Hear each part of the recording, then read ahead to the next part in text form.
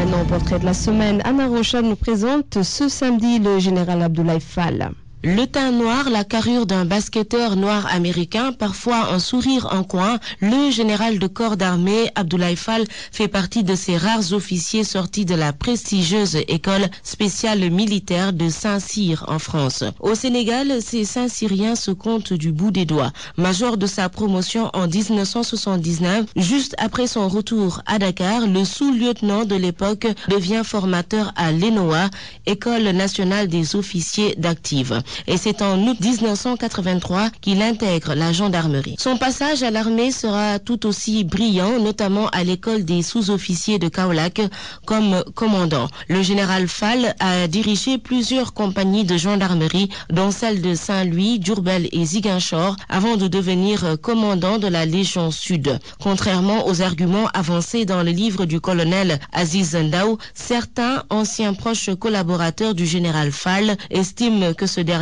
a beaucoup contribué dans le processus de paix en Casamance. C'est après son séjour dans la région sud du Sénégal qu'il a commencé à occuper les plus hautes fonctions dans la gendarmerie. Au tout début de l'année 2000, le colonel qu'il était est nommé gouverneur militaire du palais. Abdoulaye Wade n'était pas encore élu président. Le 22 septembre 2003, Abdoulaye Fall devient le premier gendarme chef d'état-major particulier du président de la République. 2 ans plus tard, il accède à la tête de la gendarmerie. Il y fera 8 longues années, de 2005 à décembre 2013.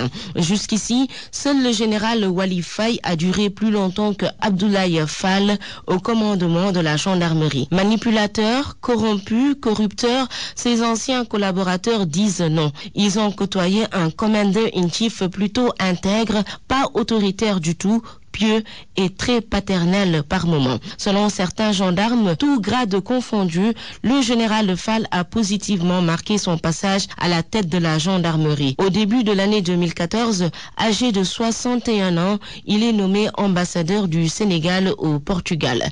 Depuis bientôt une semaine, l'ancien homme de confiance du président Wade est traîné dans la boue. Alors que le mystère reste entier sur la personnalité du général, son rôle dans le conflit casamancé, ses relations conflictuelles avec l'auteur de l'ouvrage incendiaire, l'opinion publique sénégalaise se demande aussi comment a-t-il fait pour acquérir l'immense fortune qu'on lui prête.